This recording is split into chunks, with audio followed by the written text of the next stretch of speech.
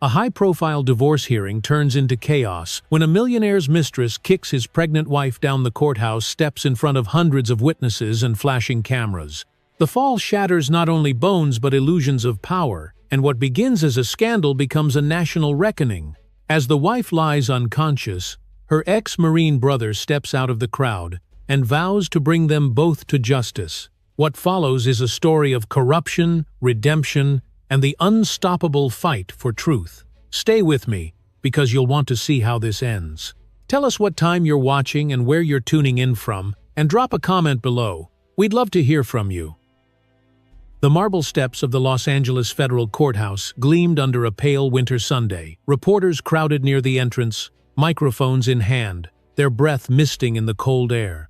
They had been waiting for this moment all morning. The divorce hearing of millionaire real estate mogul Grant Caldwell had already drawn headlines, but no one expected what was about to unfold on those white stone steps. A black sedan pulled up to the curb.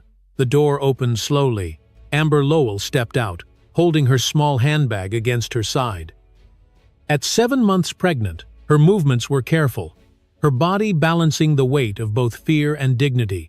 She wore a light yellow maternity dress that brushed just below her knees, its soft fabric glowing faintly under the morning light. Her face was pale but composed, the kind of calm that hides deep exhaustion. Cameras clicked as she began walking toward the courthouse, her heels tapping gently against the marble. Behind the crowd, another car door slammed. Veronica Shaw emerged, her red dress sharp against the gray city around her.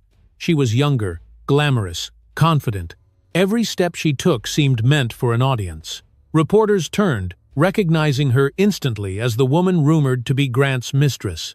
A hush fell over the group as Veronica strode forward, the sound of her heels cutting through the noise. She smiled coldly when she saw Amber at the top of the stairs. "So you actually showed up," Veronica said loudly enough for nearby cameras to hear.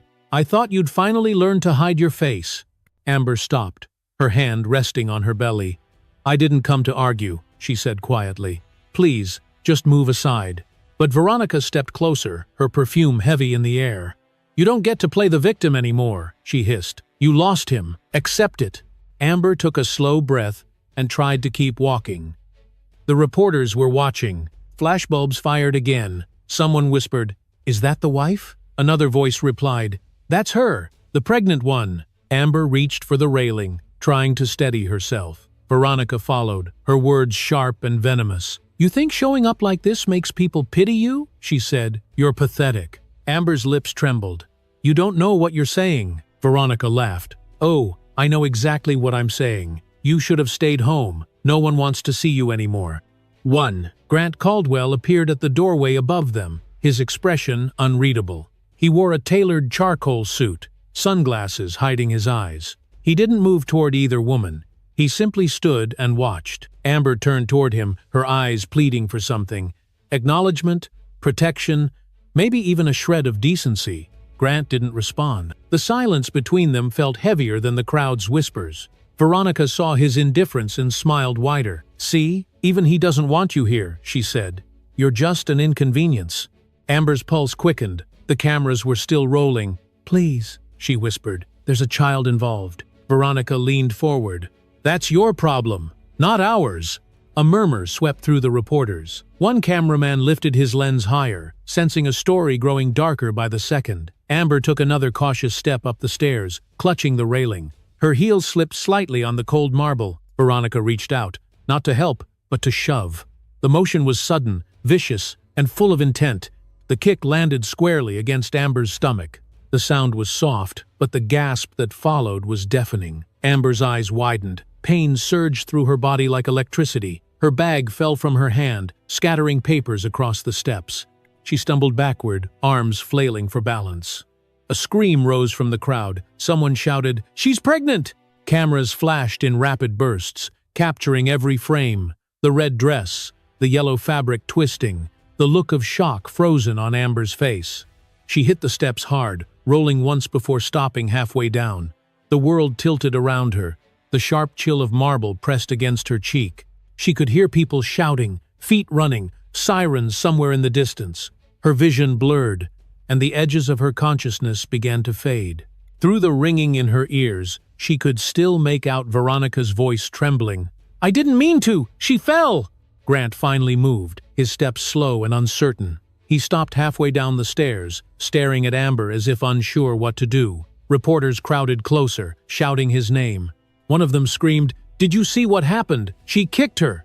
The questions came from every direction, but Grant said nothing. His jaw tightened. His eyes darted toward the nearest camera, then back to the woman lying motionless on the steps. Blood began to bloom across the yellow fabric of Amber's dress. Her hand trembled as she reached toward her stomach, whispering something no one could hear. The noise of the crowd grew louder.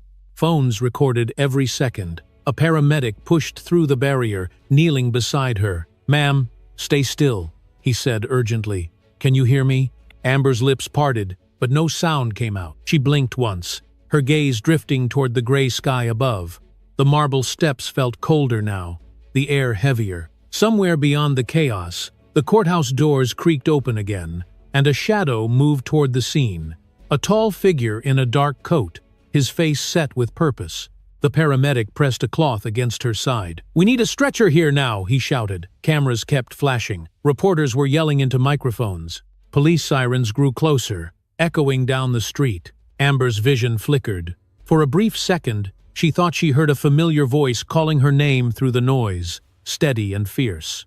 Her eyelids grew heavy. The world dimmed around her, until all that remained was the faint hum of chaos and the distant echo of that voice growing nearer. The yellow of her dress, now streaked with red, became the last color she saw before everything went dark. And in that final moment of silence, the faint sound of rushing footsteps grew louder, the beginning of something far greater than anyone on those courthouse steps could yet imagine. The chaos that erupted on the courthouse steps felt like the city itself had stopped breathing. Reporters shouted over each other, their cameras flashing in every direction, the air filled with sirens and fear. Then a voice cut through the noise, deep and commanding. "Move! Get out of the way!" A tall man in a dark coat pushed through the wall of people. His eyes were fierce, focused entirely on the motionless woman in yellow, lying at the base of the marble stairs. His name was Ethan Lowell, and the woman bleeding on the ground was his sister, Amber. He had been walking toward the courthouse to meet her when he saw the crowd shift and heard the screams.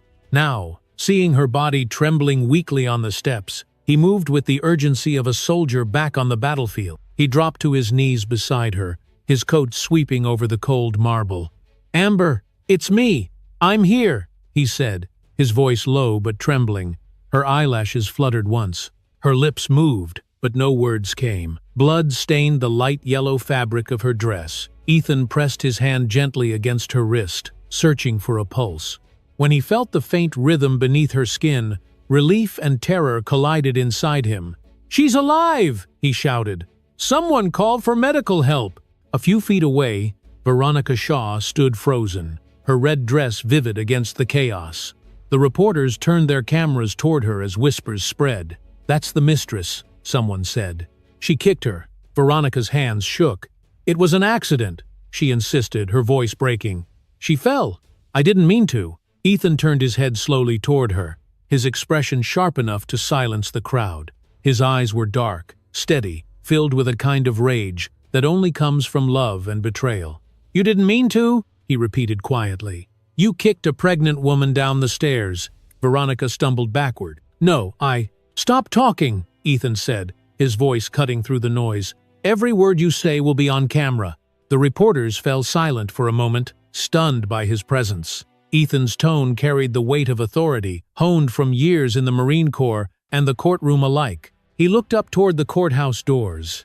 At the top stood Grant Caldwell, his brother-in-law, still frozen in place. His hands were at his sides, his face pale, as if he didn't know which direction to turn. Ethan rose to his feet, standing tall at the bottom of the stairs. "Grant!" he called. "You saw it. Say something." Grant hesitated, glancing at the cameras surrounding him. "It was an accident," he said finally, his voice cold. "She slipped." "Liar," Ethan said, his jaw tightening. "There are cameras everywhere. The truth is already recorded. You just don't know it yet." A nearby officer moved through the crowd, trying to restore order. "Everyone step back," he ordered. "Make room for paramedics." Ethan knelt beside Amber again. Her breathing was shallow. He pulled off his coat and folded it under her head to keep her from lying directly on the marble. "Stay with me," he whispered. "You're safe. I've got you." Amber's fingers twitched faintly against his hand, but her eyes remained closed. Veronica turned to Grant, panic setting in. "Do something," she pleaded. "They think I—" Grant raised a hand to silence her, his expression empty. "Don't speak," he said through clenched teeth. "Not a word." Ethan heard him and looked up again. "Too late," he said. "You both spoke enough already." A faint red light blinked above the courthouse doorway. One of the reporters pointed upward. "That's the security feed," he said. "It caught everything." Ethan's gaze followed the reporter's finger. The tiny red light flashed steadily, indifferent and merciless. "Good," he muttered under his breath. "The truth will stay alive even if she can't speak for now." The sound of sirens grew louder. 2 ambulances pulled up at the bottom of the courthouse steps. Paramedics jumped out, carrying stretchers and medical bags. "Where's the patient?" one of them shouted. Ethan waved them forward. "Here! She's pregnant and bleeding. Be careful." The medics worked quickly, checking her pulse, wrapping a bandage around her abdomen, and placing a collar around her neck. One of them looked up at Ethan. "Are you family?" "I'm her brother," he replied. "I'm coming with her." They lifted Amber gently onto the stretcher. Her hair brushed against his arm, her face pale against the yellow of her dress. For a moment, Ethan's breath caught. The last time he had seen her like this was years ago, when they were children and she had fallen off her bike. Back then, he had carried her home. Now, all he could do was make sure she didn't die in front of the world. The reporters shouted questions as the paramedics started down the steps. "Mr. Lowell, are you pressing charges? Was it premeditated? What will happen to the mistress?" Ethan ignored them all. His focus was on Amber, her stillness terrifying. The paramedics reached the bottom of the stairs, pushing the stretcher toward the waiting ambulance. Ethan followed closely, his coat flapping in the cold wind. Veronica tried to approach, but a police officer stopped her. "Ma'am, stay where you are. You'll need to make a statement." Grant shouted something at the officer, but the crowd's noise drowned him out. He looked around, trapped in a storm of cameras and flashing lights. Ethan turned one last time to face them both. His voice was low but carried across the chaos. "Everything that happened here," he said, "is going to follow you for the rest of your lives." Then he climbed into the back of the ambulance, taking his place beside his sister. The paramedic shut the door. Outside, the reporters pressed closer, trying to get one final shot. Veronica's voice cracked as she screamed something no one could understand. The police began to push the crowd back. Grant stood on the steps, surrounded by flashing lights, his face expressionless. Inside the ambulance, Ethan leaned over Amber, holding her hand tightly as the siren began to wail. The lights outside turned the city into a blur of red and white. He didn't look back at the courthouse. There was nothing left there for him except lies. As the ambulance pulled into traffic, Ethan whispered, "Hold on, Amber. Just hold on." The city raced past them, and the sound of the siren rose higher, cutting through the noise of everything that had just shattered.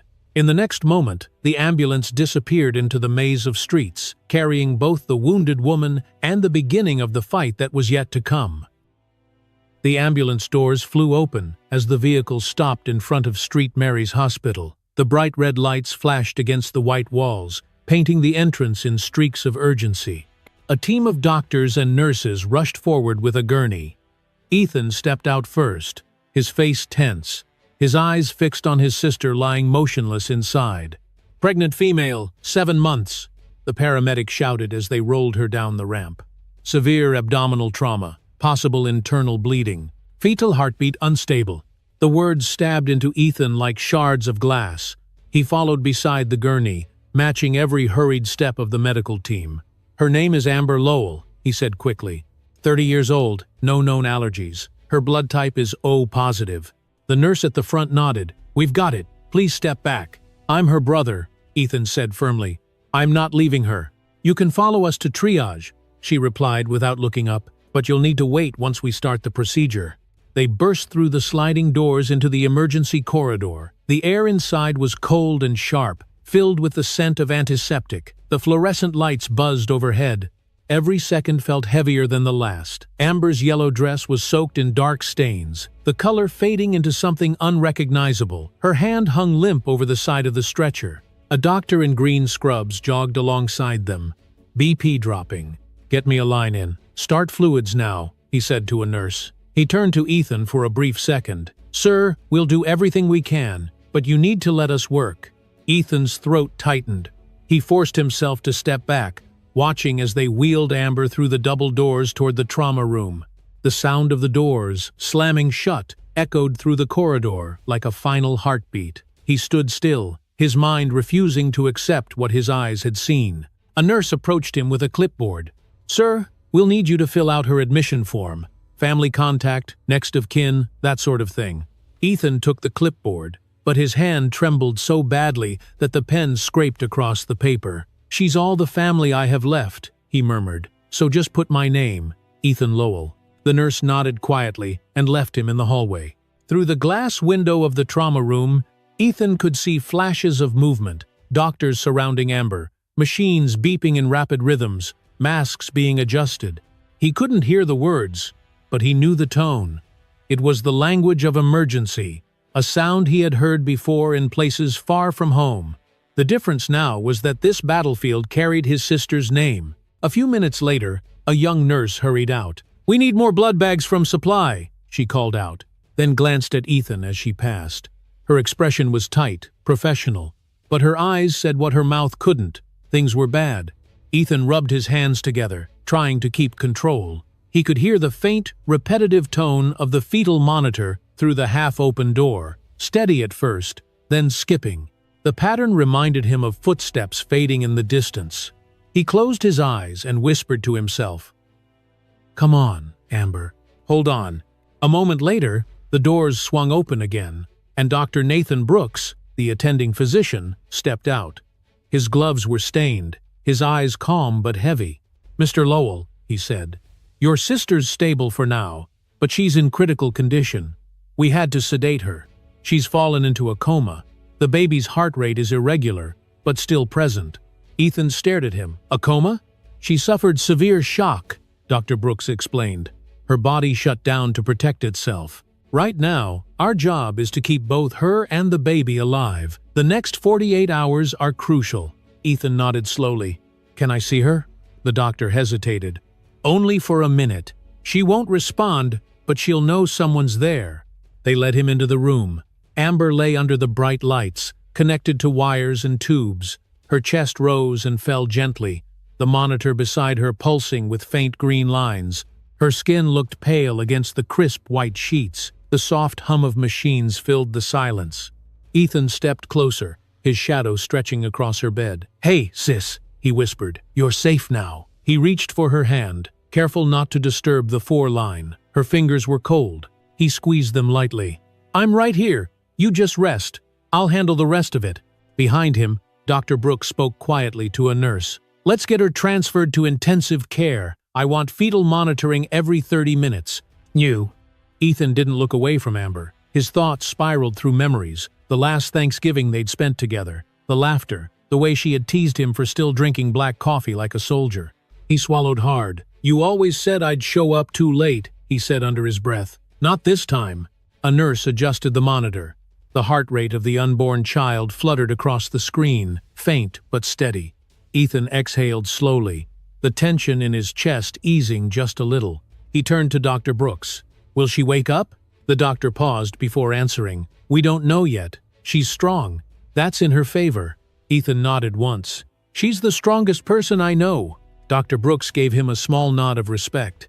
"I'll keep you updated every hour." When the doctor left, Ethan stood alone by the bedside. The hospital corridor outside was filled with movement, nurses calling out numbers, phones ringing, doors opening and closing, yet inside the room, everything felt suspended.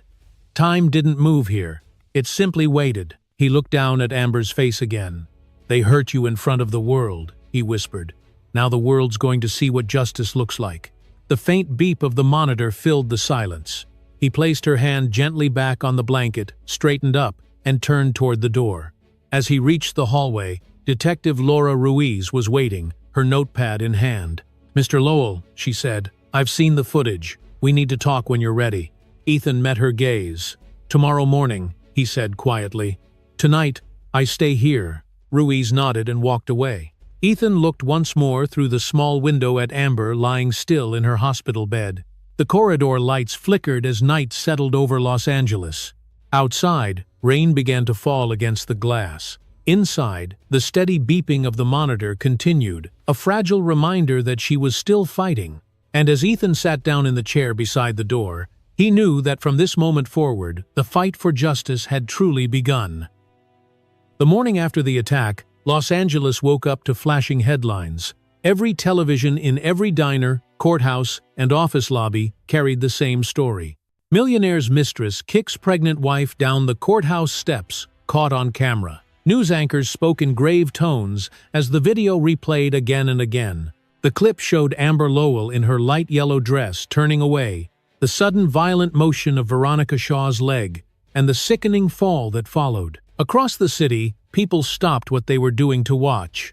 The footage lasted only 10 seconds, but it carried the weight of a nation's outrage.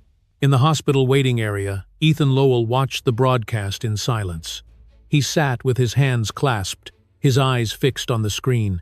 The video ended with the image of his sister's body lying motionless on the marble stairs. The camera cut to a reporter outside St. Mary's Hospital. Amber Lowell remains in a coma tonight, the reporter said. Her brother, federal attorney Ethan Lowell, has vowed to pursue justice. Ethan rose slowly, his reflection flashing across the television glass. They've already turned her pain into news, he murmured, his jaw tightened. Fine. Then they'll hear the truth from me. Outside, the hospital courtyard was crowded with journalists. Cameras pointed toward the main entrance, lights glaring. A swarm of microphones extended toward anyone wearing a hospital badge. When Ethan stepped through the doors, the noise hit him like a wave. Questions came from every direction. Mr. Lowell, how is your sister? Will she survive? Do you plan to file criminal charges against Grant Caldwell or Veronica Shaw? Ethan raised a hand. You'll get your answers, he said, his voice steady. But first, you'll hear facts, not gossip. He stopped before the cameras, shoulders squared, the press lights reflecting off his coat. The flashbulbs flickered, freezing him in time like a figure from a courtroom drama. For a moment, no one spoke. Then Ethan began, his words calm but sharp. My sister, Amber Lowell, is fighting for her life because of what happened on those courthouse steps. This was not an accident. This was an act of violence, committed in public, under the eye of the law. A murmur spread through the crowd. Ethan continued, his voice unwavering. There is clear video evidence, there are witnesses, and there will be accountability. I will personally represent my sister in all legal proceedings. We will pursue charges for assault, obstruction of justice, and every violation that follows from this crime. Reporters shouted for more. What about Grant Caldwell? Was he involved? Ethan met the question head-on. Mr. Caldwell's silence speaks for itself, he said. He watched and did nothing. The law calls that complicity, and in this country, no one, no matter how rich or powerful, is above the law. The flash of cameras intensified. The tension around him crackled like static. One journalist called out, "Do you expect a conviction?" "I expect justice," Ethan replied, "and justice begins with the truth." He turned and walked back inside before they could ask anything else. The crowd erupted in a frenzy of shouting and camera clicks. Behind him, the hospital doors closed, muting the chaos like a curtain falling between two worlds. Inside, Detective Laura Ruiz stood near the elevator, holding a folder thick with reports. "That was bold," she said as Ethan approached. "It needed to be," he replied. "They were already building their version of the story. I'm not giving them the chance to twist it." Ruiz nodded. "We've secured the courthouse footage. The entire sequence is clear. The kick, the fall, everything. I'll file it with the prosecutor this afternoon." "Good," Ethan said. "Then we move forward." He followed her to a small office that the police had set up inside the hospital. On the wall, a monitor played the courthouse video on loop. Each time Amber fell, the sound of gasps filled the room, even though everyone had already seen it. Ruiz paused the frame right as Veronica's foot made contact. "Intent," she said. "It's obvious. No jury will believe otherwise." "Len." Ethan's gaze stayed on the screen. The image was pixelated, grainy, but still too real. "Intent," he repeated quietly. "That's exactly what they'll face." Later that afternoon, the news continued to spread. Talk shows debated the case, social media exploded with anger, and protesters began gathering outside the courthouse, carrying signs that read, "Justice for Amber," and "Stop calling abuse love." The story had moved beyond scandal. It had become a movement. Inside her hospital room, Amber lay unconscious beneath the steady rhythm of machines. The camera lights from outside reflected faintly on the window glass. Ethan stood by her bedside, watching her breathe. "They're talking about you everywhere," he whispered. "But I'll make sure they know who you really are, not just what happened to you." Dr. Brooks entered quietly, checking the monitors. "She's stable," he said. "Still critical, but stable." Ethan nodded. "That's all that matters for now." "Oh." Brooks looked at him carefully. "You're carrying a lot on your shoulders. You need to rest too." Ethan gave a tired smile. "Rest can wait. Justice can't." The doctor said nothing more and left the room. Ethan turned back toward the window. Down below, the flashing lights from the reporters shimmered like reflections of fire. The city was watching. Every camera lens pointed toward this hospital had become an unintentional witness. Across town, in a penthouse suite overlooking downtown Los Angeles, Grant Caldwell watched the same broadcast in silence. Veronica sat beside him, her face pale, her hands shaking as she held a glass of water. "They're turning everyone against us," she said. "You have to do something." Grant lowered the volume. "I am," he said coldly. "I'm calling my lawyers." Veronica set down the glass, her eyes wide. "They have the video, Grant! You can't fix this!" Grant stared out the window. "You underestimate what money can fix." Back at Street Mary's, Ethan was still by the window when Detective Ruiz returned. "The footage is secure," she said. "Tomorrow we'll issue the official charges." Ethan nodded. "Good. Then tomorrow the fight begins." He looked once more at his sister. Her face was still, but her chest rose with steady breaths. The monitor beside her bed beeped softly, like a fragile heartbeat echoing in the quiet room.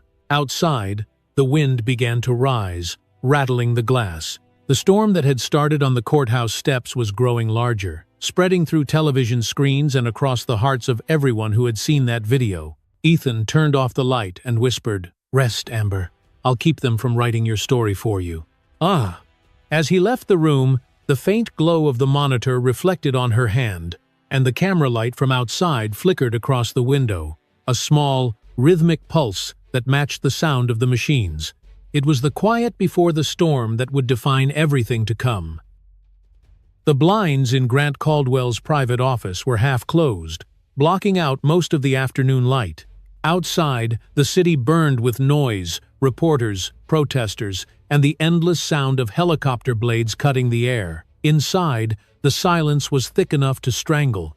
The television on the far wall played the news on mute, showing slow-motion footage of the courthouse steps. Every station had the same loop: Amber Lowell in a yellow dress, Veronica Shaw in red, the kick, the fall, the crowd screaming.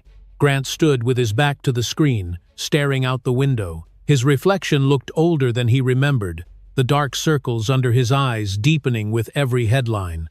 Veronica paced behind him, her heels clicking against the polished floor. "You have to say something," she said, her voice high and frantic. "They're calling me a monster, Grant. They're showing that video every hour. I can't even step outside." Grant didn't turn around. "Then don't." Her breath caught. "That's it? That's all you have to say?" He finally faced her. His expression was cold, his voice sharper than glass. "Do you realize what you've done? Do you have any idea what this looks like?" Veronica's eyes filled with tears. "It was an accident. I didn't mean to hurt her. I panicked." "An accident," Grant repeated, letting the word hang in the air. "You kicked a pregnant woman in front of 200 witnesses. You've ruined everything." "Herr Engerflahl, you said you'd protect me." "I said I'd protect my company," he snapped. "And right now, you're the reason it's burning to the ground." Veronica stopped pacing. Her hands trembled as she looked at him. "So what happens to me?" Grant picked up the remote and raised the volume on the television. The news anchor's voice filled the room. Public outrage continues to grow as protesters demand the arrest of Grant Caldwell and Veronica Shaw. Federal attorney Ethan Lowell confirmed this morning that criminal charges are being prepared. Veronica's face went pale. "They're charging us?" Grant lowered the remote slowly. "They're charging you." She took a step back. "You're not serious." "I've already spoken to my lawyers," he said, adjusting his tie. "They're preparing a statement. You'll claim emotional distress, temporary loss of control. Whatever they decide works best. You'll plead out, take a deal, disappear for a while." "Ugh. You're going to let me take the blame?" His tone didn't change. "You're the one who kicked her." Veronica's hands balled into fists. "You're unbelievable. You told me she was ruining your life. You told me she trapped you. You said—" He cut her off. "I said a lot of things. Now stop talking before you make this worse." The room fell silent except for the steady hum of the television. Veronica turned toward the window. Outside, camera flashes flickered like lightning. "They hate me," she whispered. "They want to destroy me." Grant looked down at the news ticker, scrolling across the bottom of the screen. "Justice for Amber. Movement spreads nationwide."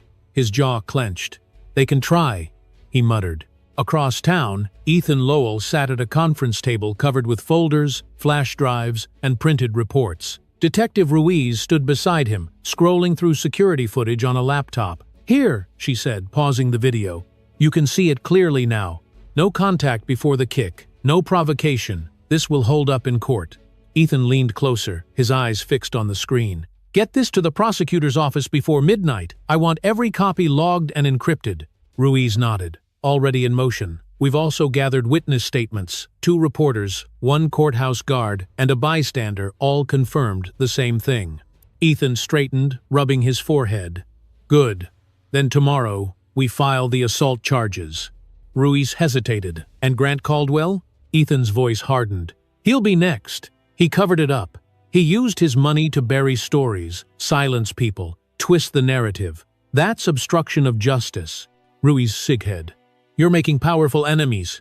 "I've fought worse," he said. "I'm not afraid of them." Back in Grant's office, the door swung open as one of his attorneys entered carrying a folder. "We have a problem," the man said.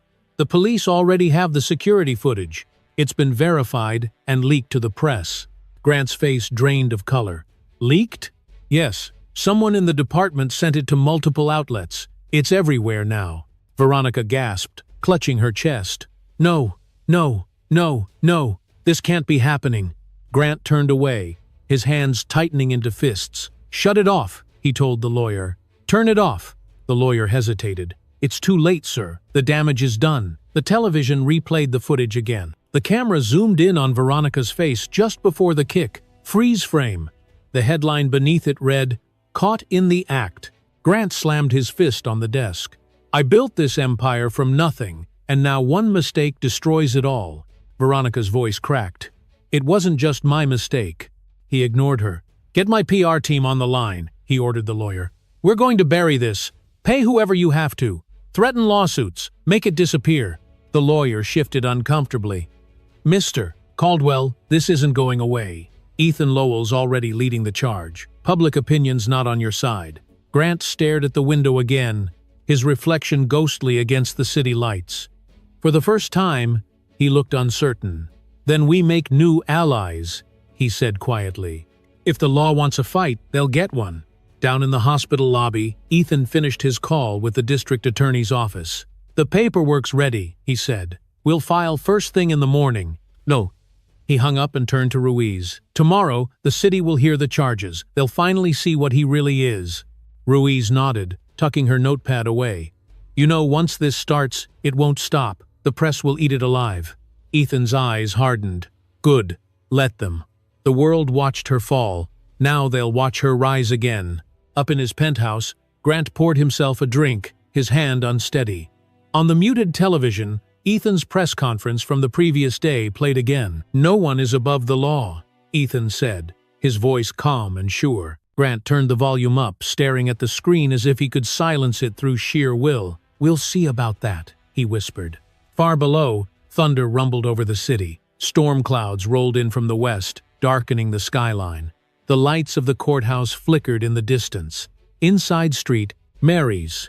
Amber lay motionless, her heart monitor beeping softly against the rising storm. The air was heavy, thick with the promise of what was coming next. And when the clock struck midnight, the first drops of rain began to fall, the quiet signal that the war for justice had officially begun. By the next morning, Los Angeles was drowning in headlines. Every newspaper and talk show carried the same war of words. One side painted Grant Caldwell as a misunderstood businessman married to a woman emotionally unstable. The other called him what he truly was, a man hiding behind money and lies. Grant's public relations team moved fast. Paid experts flooded television screens, repeating the same lines. Amber Lowell was known for her erratic behavior. "There's no proof, mister." Caldwell was involved. The so-called attack was exaggerated by the media. They spoke with polished voices and confident smiles, trying to rewrite what the cameras had already shown. Inside his penthouse office, Grant watched the coverage with quiet satisfaction. Veronica sat across from him, pale and nervous. "They're believing it," she said, half whispering. Grant nodded. "People believe what comforts them. No one wants to think a rich man could let his pregnant wife be hurt." He poured himself a drink. "By the end of the week, the narrative will shift." Veronica didn't share his calm. "And what about the brother? He's everywhere. He's turning people against us." Grant's eyes narrowed. "Ethan Lowell won't last long under pressure. He's emotional. He's acting out of anger." She stared at him, her voice shaking. "You don't know him. I've seen the way he looks at you. He'll destroy everything." Grant smirked faintly. "Let him try." "No." Across the city, Ethan sat in a small studio surrounded by cameras and microphones. The air buzzed with the hum of live broadcast equipment. The host of the morning news show leaned forward. "Mr. Lowell, there are statements circulating that your sister has a history of mental instability. Care to respond?" Ethan didn't flinch. His voice was calm, almost too calm. "Those statements are false. My sister is a survivor of domestic abuse. When abusers are caught, they do what abusers always do. They discredit the victim." The host hesitated. "So you're saying this is a cover-up?" "I'm saying," Ethan replied, looking directly into the camera, "that when a man has enough money to silence the truth, it becomes everyone's responsibility to speak louder." The studio went silent. The broadcast would replay across the country for the rest of the day. That afternoon, social media exploded. Hashtags multiplied. The number "Justice for Amber" trended nationwide. Thousands of women shared their own stories of violence and manipulation, posting photos of yellow ribbons on courthouse steps. The movement had outgrown the case itself. It had become a cry for something bigger. At St. Mary's Hospital, the noise from the outside world echoed faintly through the walls. Ethan stood in the hallway outside Amber's room, phone pressed to his ear. "Yes, I've seen the reports," he said sharply. "Send every document to the district attorney. I want copies of the financial transfers Caldwell made last week. He paid off 2 reporters and 1 security guard. We'll prove it." Detective Ruiz walked up beside him, holding a tablet. "We traced the PR payments," she said. "All routed through shell companies tied to Caldwell Holdings. It's more than defamation now. It's tampering." Ethan exhaled, his voice low. "Then we build the case. Start drafting subpoenas." Ruiz nodded. "And the hearing date?" "Tomorrow," he said. "They wanted a public show. They'll get one." In the penthouse, Grant's confidence began to crack.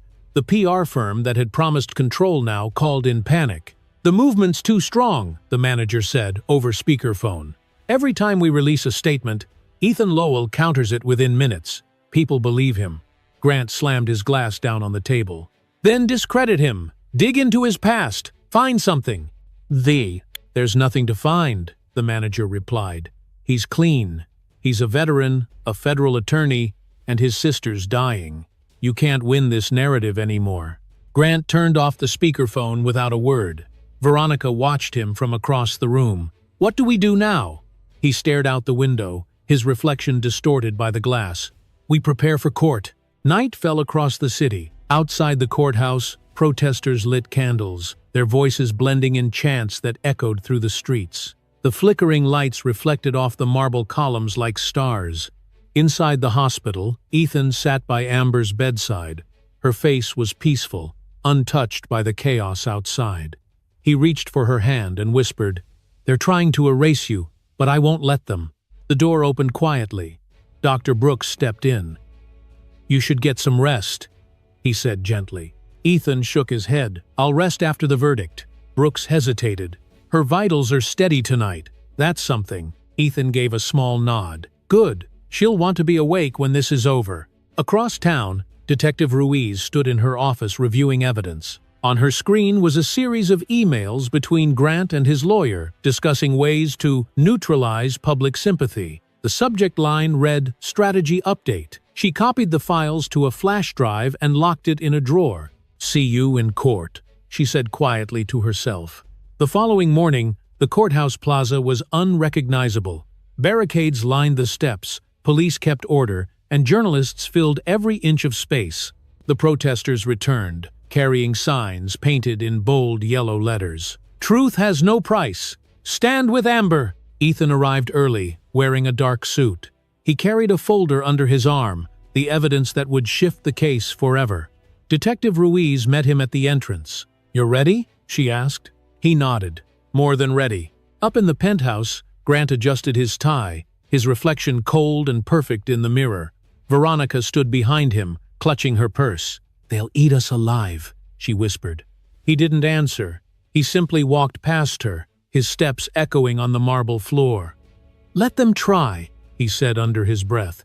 The motorcade outside waited to take him downtown. As the doors closed, the city's noise surged like a storm building to its peak. In the hospital room, the morning light spilled across Amber's bed. Her heart monitor beeped steadily. Ethan's words from the night before seemed to linger in the air. "They're trying to erase you, but I won't let them." At that very moment, his car pulled up to the courthouse steps. Cameras turned. Microphones rose. The doors opened. Ethan stepped out into the light, carrying the folder that held the truth. The roar of the crowd met him head-on. He didn't look back. He walked toward the courthouse doors as the chants grew louder. "Justice for Amber! Justice for Amber!" Inside, the press gathered, the cameras positioned, and the tension coiled tight as a drawn bow. Tomorrow's headlines would decide everything, and as Ethan took his seat at the plaintiff's table, the clock struck 10. The bailiff called for order. The courtroom fell silent. The trial of Grant Caldwell and Veronica Shaw had begun. The federal courthouse of Los Angeles stood like a fortress under a clouded sky. Crowds filled the plaza, their voices echoing between the marble columns. Police officers held the barricades, cameras flashed, and television crews narrated every movement. Inside, the air was charged with tension. Every seat in the courtroom was taken. The trial of Grant Caldwell and Veronica Shaw had become more than a case. It was the moment the city had been waiting for. At the plaintiff's table sat Ethan Lowell, his dark suit pressed, his expression calm but unyielding. He placed a single folder before him, the evidence he had fought to secure. To his right sat Detective Laura Ruiz, silent but alert. Across the aisle, Grant and Veronica whispered to their lawyers, their faces pale under the fluorescent lights. The bailiff called for order. "All rise," the Honorable Judge Helen Strauss presiding. Everyone stood as the judge entered. She was a tall woman in her 60s, her robe immaculate, her expression firm but composed.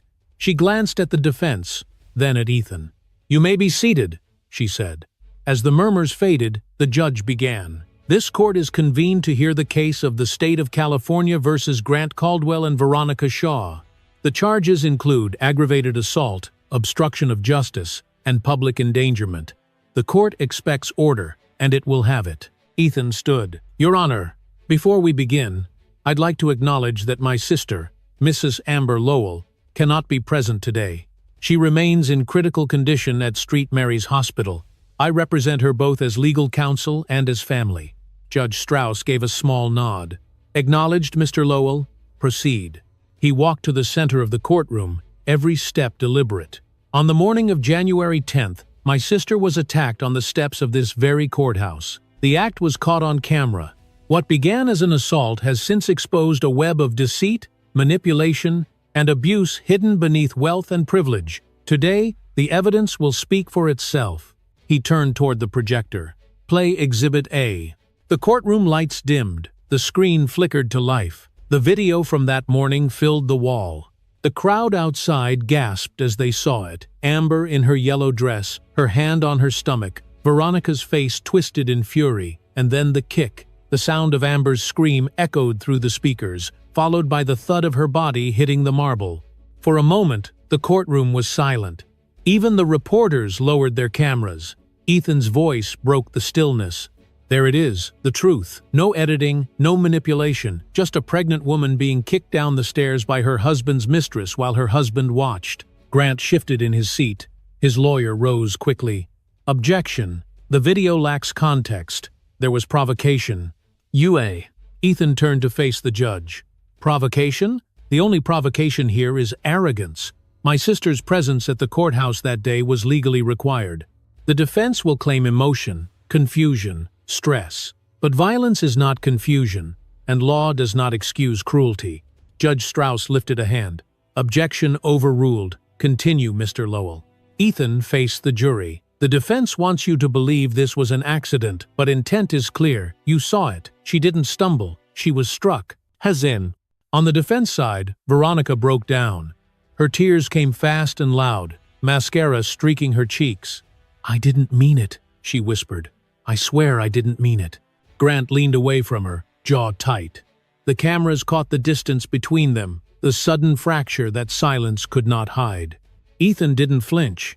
Regret is not innocence, he said softly. We all saw what she did, and we all saw what he didn't do. He stood there and watched. He pointed toward Grant. This man had the power to stop the attack before it began. Instead, he let it happen. Then he used his money to manipulate the media, to call my sister unstable, to buy silence. That is not love, that is cowardice. The jury members exchanged glances. The atmosphere grew heavier with each word. Grant's lawyer stood again, his tone sharp. Mr. Lowell is letting emotion cloud his professionalism. This case is about facts, not family vengeance. Ethan replied calmly, Facts brought us here. The video is a fact. The witness statements are facts. The payments your client made to bury this story are facts. My emotion is not the evidence, Your Honor. The evidence is the truth. Judge Strauss nodded. Enough grandstanding. Continue with the witness testimony. Detective Ruiz took the stand. Her voice was clear and precise as she confirmed the chain of evidence, the authenticity of the footage, and the financial transactions traced to Grant's accounts. The defense tried to interrupt several times, but each objection fell flat. When she stepped down, Ethan returned to the center. Your Honor, we rest our presentation for today. Judge Strauss looked at the defense. Does the defense wish to cross-examine? Grant's lawyer whispered with him for a long moment before standing. No, Your Honor, the defense will respond tomorrow. The judge nodded. Very well, court will recess until 9 a.m. tomorrow. The defendants are remanded into custody for the evening. The gavel struck once, echoing like thunder. As the courtroom began to clear, reporters rushed to file their stories. Grant rose, his composure cracking for the first time. This isn't over, he muttered. Ethan packed his folder slowly, never looking at him. It's already over, you just haven't accepted it yet. Veronica was led out first, her wrists trembling as the bailiff guided her toward the holding cell. Grant followed, his expression hollow. The flash of cameras outside the courtroom turned their exit into a parade of disgrace. Ethan walked toward the double doors. The moment he stepped into the corridor, the noise of the crowd hit him, reporters shouting, lights flashing, voices demanding comment. He didn't stop. His focus was elsewhere, back at St. Mary's Hospital, where his sister still fought to breathe. He looked up toward the gray sky above the courthouse and whispered, "One step closer, Amber. One step closer." Then he turned toward the waiting elevator, ready to prepare for the final day of testimony, the day when judgment would fall and the world would finally see the weight of the truth. The courtroom was silent when the judge returned to her seat. The atmosphere was so heavy that even the sound of breathing seemed loud. Reporters filled every row, their pens ready, cameras poised for the final judgment. Outside, the crowd gathered beneath the courthouse steps, waiting for the verdict that had already divided the city. The air smelled of rain and tension. Judge Helen Strauss looked over her glasses at the defendants. Her voice carried across the room, calm and steady. This court has reviewed the evidence, the testimony, and the video footage in detail. The facts are indisputable. She paused, letting the silence stretch. Veronica Shaw, You were found guilty of aggravated assault, resulting in severe bodily harm. Your actions were deliberate, reckless, and cruel. Veronica sat trembling, her hands gripping the edge of the table. Her makeup had long since streaked away. Her lawyer whispered something, but she didn't respond. The judge continued, "Grant Caldwell, you are found guilty of obstruction of justice and domestic abuse. You used your wealth and influence to suppress evidence and manipulate public perception. You failed not only as a husband, but as a citizen bound by law." Grant's face twitched, but he kept his eyes forward. His composure was cracking, and everyone could see it. "Veronica Shaw," the judge said, her tone unrelenting, "this court sentences you to 8 years in state prison." The gavel struck once. Veronica gasped, tears flooding her eyes. "Please," she cried, her voice breaking. "I didn't mean to. I didn't want to hurt her." The judge's eyes didn't soften. Intent does not erase consequence. "Grant Caldwell," she said next, "you are sentenced to 10 years in federal prison, with no possibility of parole for the first 6. You are also ordered to pay restitution for damages and medical costs associated with Mrs. Lowell's recovery." The gavel struck again. The sound echoed through the hall like thunder. For a long moment, no one moved. Then the murmurs began. Reporters whispered, cameras clicked, and the first headlines were already forming in their minds. Justice, served in courthouse assault. Millionaire faces 10 years. Grant rose from his seat, his voice shaking with rage. "This is madness," he said. "You're destroying my life." Judge Strauss replied, "No, Mr. Caldwell, you destroyed it yourself." 2 officers approached. Grant tried to step back, but they took him by the arms. The flash of cameras caught the moment as his wrists were cuffed. The sound of metal clinking was swallowed by the gasps of the courtroom. Veronica sobbed uncontrollably as another officer read her rights. Ethan sat still at the plaintiff's table, his hands clasped tightly. For the first time in weeks, his shoulders lowered slightly, as if a weight had lifted. He looked up at the judge. "Thank you, Your Honor," he said quietly. The judge gave a brief nod. "Mr. Lowell, you and your sister showed great strength in the face of injustice. The court commends your resolve." Ethan rose to his feet. "It wasn't just strength, Your Honor, it was truth." The judge's eyes softened for a fleeting second before she struck the gavel one final time. "This court is adjourned!" The sound reverberated like the closing of a door. As the bailiffs escorted Grant and Veronica out, reporters surged forward. The guards shouted for order, but the crowd pressed closer, their cameras capturing every step. Veronica covered her face, weeping. Grant's eyes darted wildly as flashes blinded him. He stumbled once, but straightened immediately, his pride refusing to collapse even as everything else around him did.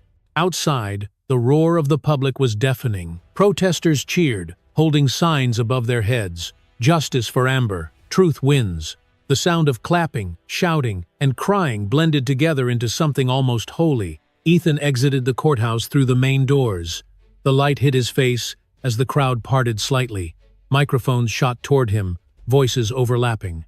"Mr. Lowell, how do you feel about the verdict? Do you think justice was truly served? What will happen to your sister now?" He paused for a brief moment. "Justice," he said firmly, "isn't revenge. It's the truth finally being heard. My sister's voice was silenced that day on the courthouse steps, but today, the law spoke for her." The reporters fell silent for a moment, absorbing his words. Then the questions began again, but Ethan had already turned away. Detective Ruiz met him at the foot of the steps, a small smile flickering across her face. "You did it," she said. "We did it," he corrected. "Now let's hope Amber can finally rest." The first drops of rain began to fall. The gray clouds that had lingered all day finally broke open, washing the marble steps clean. Ethan tilted his head back slightly, feeling the cool water run across his skin. Around him, people cheered and cried, their umbrellas opening like flowers in the storm. Across the plaza, a large screen mounted on a building replayed the moment the judge delivered the sentence. Grant and Veronica's faces flashed in the rain-soaked light. Their fall from power was complete. Ethan looked up at the image and whispered, "You can't hide from the truth forever." He turned and began walking down the steps. Each one felt lighter than the last.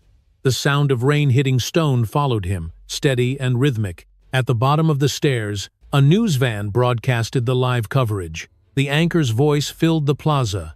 In a landmark verdict, Grant Caldwell and Veronica Shaw have been sentenced for their roles in the assault on Amber Lowell. Public reaction has been overwhelmingly supportive of the decision. Across the nation, rallies and vigils continue to honor victims of domestic violence. The phrase, "Justice for Amber," has become a symbol of resilience and hope. Ethan stopped for a moment to listen. The anchor's words faded under the sound of thunder rolling across the sky. He looked toward the distant skyline, where the lights of St. Mary's Hospital glimmered faintly through the rain. He whispered softly, "It's over, Amber. You're safe now." As the camera crews captured the final images of him walking away, the courthouse lights reflected off the wet pavement. The storm that had begun on the day of the attack was finally ending. The rain washed over the city like absolution, carrying away the remnants of cruelty and lies. And in that quiet moment beneath the storm, the long shadow of injustice began to lift, paving the way for what was still to come, the fragile promise of healing that waited beyond the hospital walls. The rain had stopped by morning. The city outside the hospital windows glistened under a pale, forgiving Sunday. For the first time in weeks, St. Mary's was quiet. Reporters had left the front steps, and the once constant flash of cameras had faded into memory. The storm of chaos that had consumed Los Angeles was finally gone. Inside room 214, the stillness was almost sacred.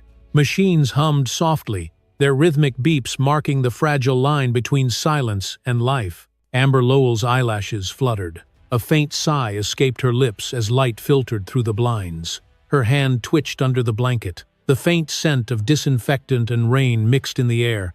The world felt distant at first, as if she were waking from years of sleep. Her mind reached through fog, trying to remember where she was and why her body ached so deeply.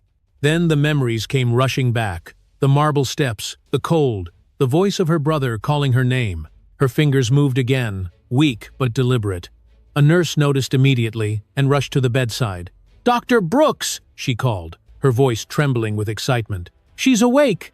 Moments later, Dr. Nathan Brooks entered, still wearing his nightcoat from an all-night shift. His calm professionalism barely hid the relief in his eyes. "Amber," he said gently, checking her vitals. "Can you hear me?" Amber blinked, her lips dry. "Where am I?" Her voice was thin, fragile.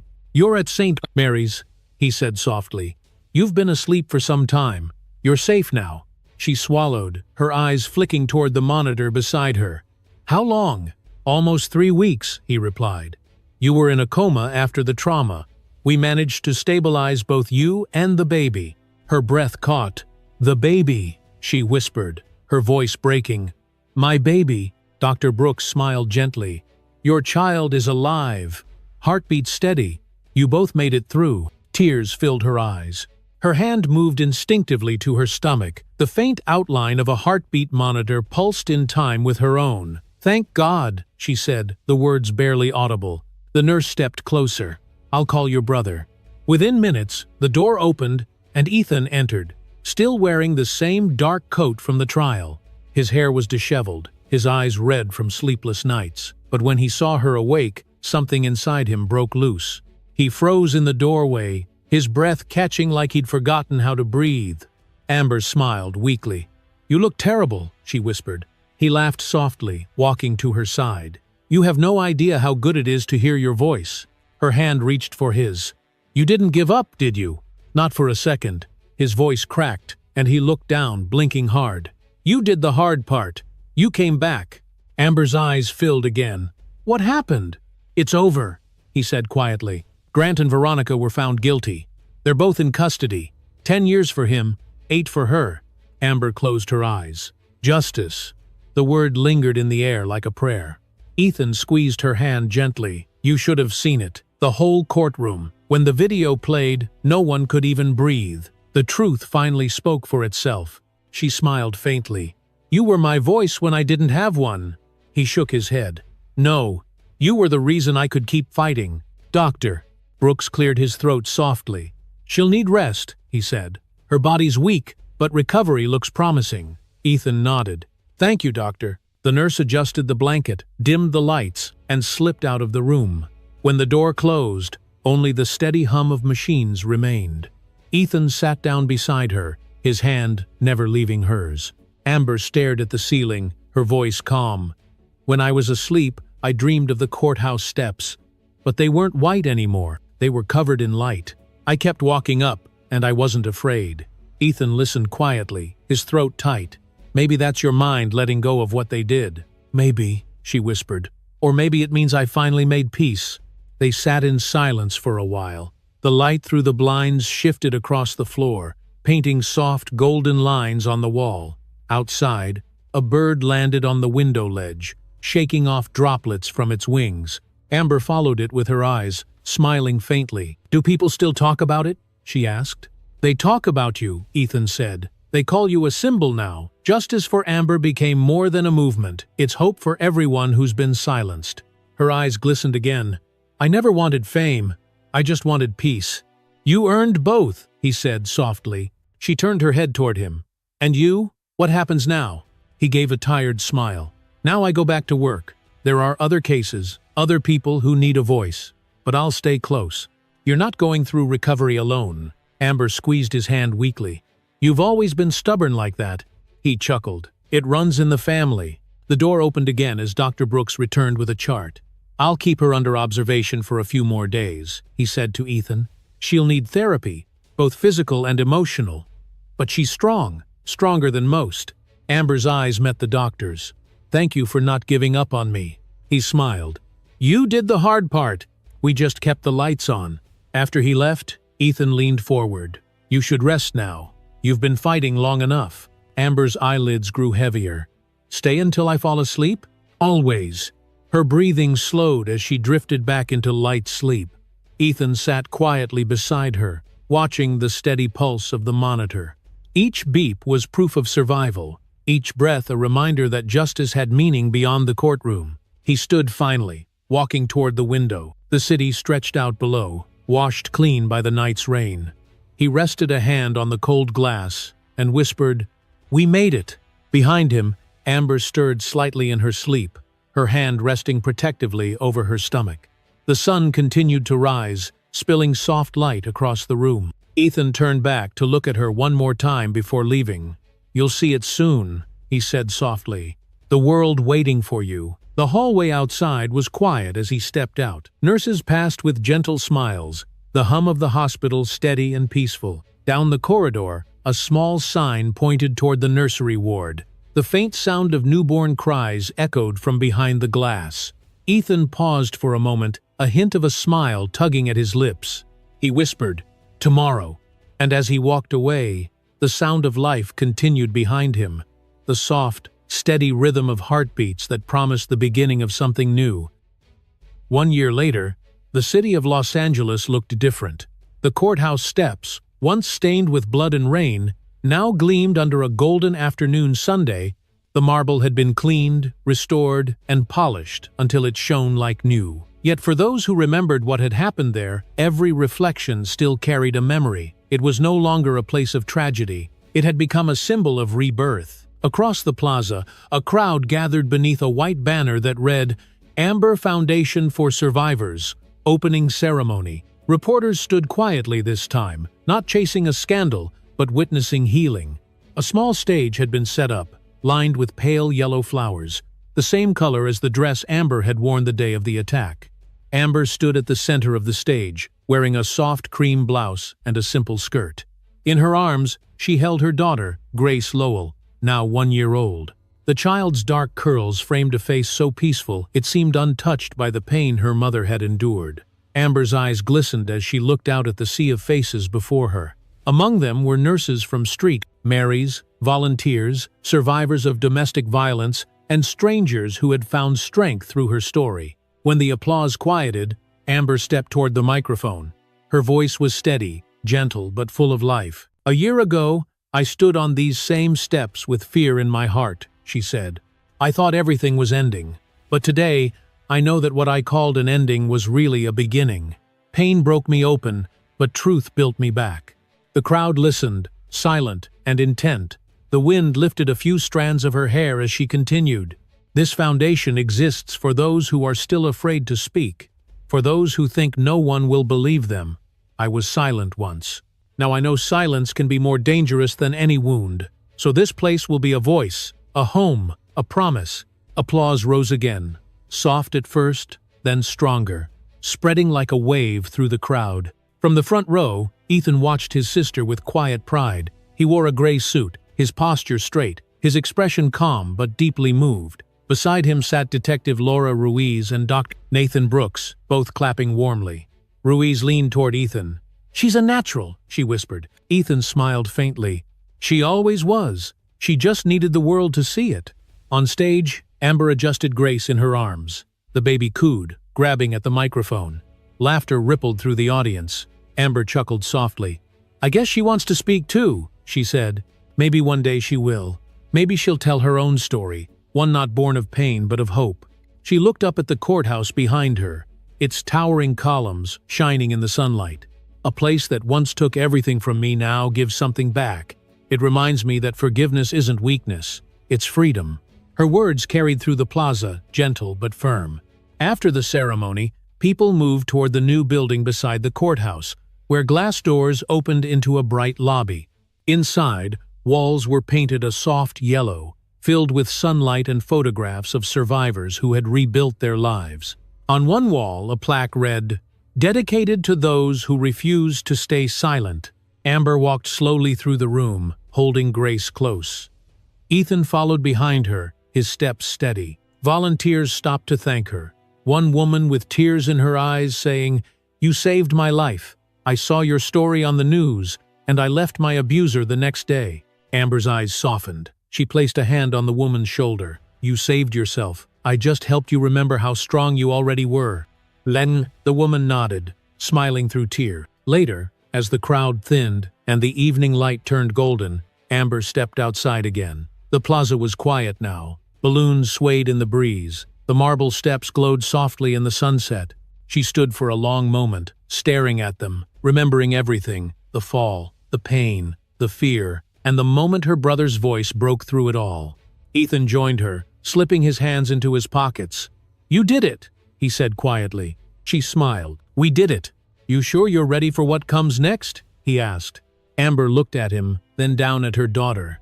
"I don't think anyone is ever ready for life after survival, but I'm not afraid anymore." Ethan nodded slowly. "That's enough." The two stood together in silence, watching the last rays of sunlight stretch across the courthouse steps. The city hummed in the distance, alive and moving forward. After a moment, Amber turned to him. "Do you ever think about that day?" "Every time I pass this place," he admitted, "but not with anger anymore, just gratitude that you're still here." She looked back at the building. "I used to hate these steps. I used to dream about erasing them from the world. But now, I see something else. They remind me of how far we've come." Ethan smiled. "That's what Dad would have said." Amber laughed softly. "He would have told us to stop overthinking and go home for dinner." They both laughed, the sound light and easy. Grace reached up from Amber's arms, tiny fingers brushing at the air. Amber kissed her forehead gently. "You're my second chance," she whispered. The plaza lights flickered on as dusk settled. Volunteers began packing up the last of the decorations. Somewhere in the distance, church bells chimed 6 times, their soft echoes mingling with the evening breeze. Amber took one last look at the courthouse, then stepped toward the stairs. Slowly, she began to climb. Ethan followed a few steps behind, his eyes glistening. When she reached the 5th step, she paused. Pulling a small bouquet of pale yellow flowers from her bag, she knelt and placed them down. "This was where I fell," she said softly. "So this is where I'll begin again." Ethan stood beside her, his voice low. "You already have!" Amber smiled through tears. She rose to her feet, holding Grace close. The child giggled, reaching for the fading sunlight. Together, they walked down the stairs, mother, daughter, and brother, toward the open plaza bathed in gold. As they reached the bottom, Amber turned back one last time. The courthouse glowed behind her, radiant in the twilight. For the first time, it looked beautiful. She whispered, "Thank you." Then she faced forward, her steps sure and steady. As the light wrapped around her like a promise, the world had seen her fall. Now it would see her rise,